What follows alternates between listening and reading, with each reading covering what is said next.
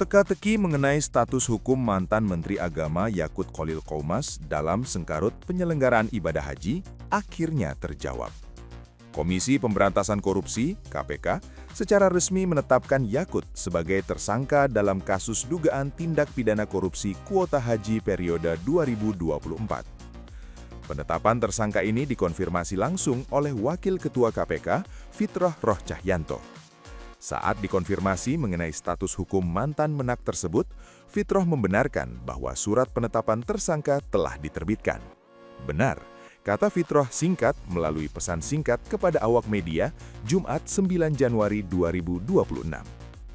Penetapan ini menjadi puncak dari penyidikan panjang yang dilakukan lembaga anti rasuah terkait dugaan penyalahgunaan wewenang dalam pembagian kuota haji tambahan. Sebelum penetapan ini, sinyal keterlibatan pucuk pimpinan Kementerian Agama telah lama diendus oleh penyidik. PLT Deputi Penindakan dan Eksekusi KPK, Asep Guntur Rahayu, sebelumnya mengungkapkan bahwa aliran dana haram dari praktik jual beli kuota ini mengalir secara berjenjang dari bawah hingga ke level tertinggi. Kalau di kementerian, ujungnya ya menteri, kata Asep beberapa waktu lalu. Penyidik menduga uang hasil korupsi tersebut berasal dari kesepakatan bawah tangan antara pihak Kementerian Agama dengan penyelenggara ibadah haji khusus atau Biro Perjalanan Wisata.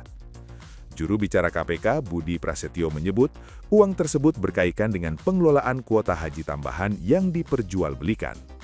KPK juga telah berkoordinasi dengan Pusat Pelaporan dan Analisis Transaksi Keuangan atau PPATK untuk melacak aset hasil kejahatan melalui metode follow the money.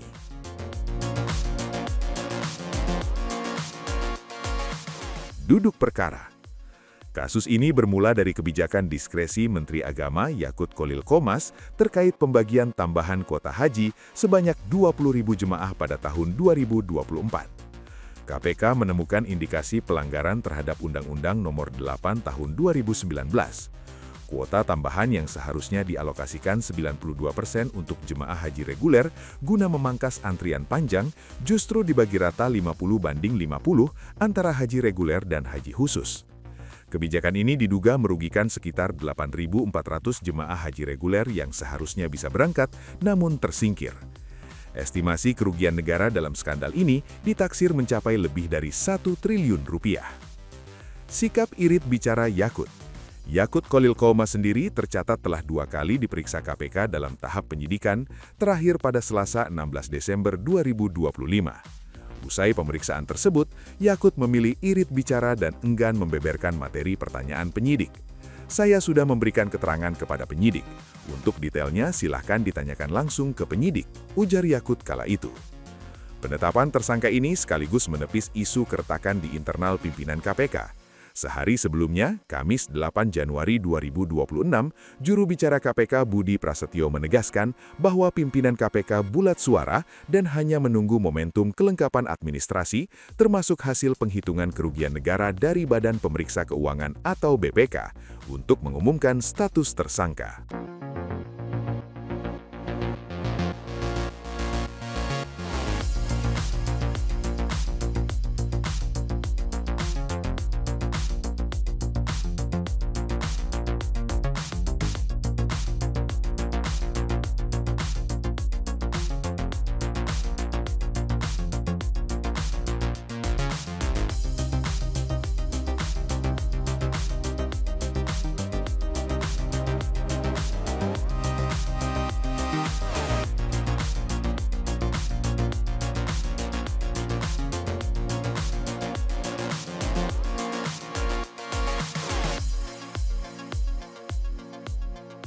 Penetapan ini menjadi puncak dari penyidikan panjang yang dilakukan lembaga anti rasuah terkait dugaan penyalahgunaan wewenang dalam pembagian kuota haji tambahan.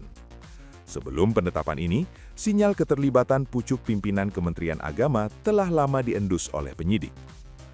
PLT Deputi Penindakan dan Eksekusi KPK, Asep Guntur Rahayu, sebelumnya mengungkapkan bahwa aliran dana haram dari praktik jual beli kuota ini mengalir secara berjenjang dari bawah hingga ke level tertinggi.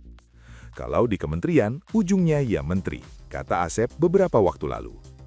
Penyidik menduga uang hasil korupsi tersebut berasal dari kesepakatan bawah tangan antara pihak Kementerian Agama dengan penyelenggara ibadah haji khusus atau Biro Perjalanan Wisata. Juru bicara KPK, Budi Prasetyo menyebut, uang tersebut berkaitan dengan pengelolaan kuota haji tambahan yang diperjualbelikan. KPK juga telah berkoordinasi dengan Pusat Pelaporan dan Analisis Transaksi Keuangan atau PPATK untuk melacak aset hasil kejahatan melalui metode follow the money. Duduk perkara. Kasus ini bermula dari kebijakan diskresi Menteri Agama Yakut Kholil Qomas terkait pembagian tambahan kuota haji sebanyak 20.000 jemaah pada tahun 2024. KPK menemukan indikasi pelanggaran terhadap Undang-Undang Nomor 8 Tahun 2019. Kuota tambahan yang seharusnya dialokasikan 92% untuk jemaah haji reguler guna memangkas antrian panjang justru dibagi rata 50/50 antara haji reguler dan haji khusus. Kebijakan ini diduga merugikan sekitar 8.400 jemaah haji reguler yang seharusnya bisa berangkat namun tersingkir. Estimasi kerugian negara dalam skandal ini ditaksir mencapai lebih dari 1 triliun rupiah. Sikap irit bicara Yakut. Yakut Kholil Qomas sendiri tercatat telah 2 kali diperiksa KPK dalam tahap penyidikan, terakhir pada Selasa 16 Desember 2025.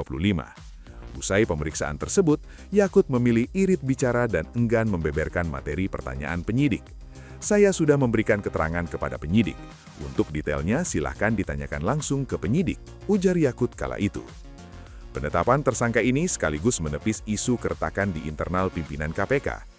Sehari sebelumnya, Kamis 8 Januari 2026, juru bicara KPK Budi Prasetyo menegaskan bahwa pimpinan KPK bulat suara dan hanya menunggu momentum kelengkapan administrasi, termasuk hasil penghitungan kerugian negara dari Badan Pemeriksa Keuangan atau BPK, untuk mengumumkan status tersangka. Download Tribun X sekarang, menghadirkan lokal menjadi Indonesia.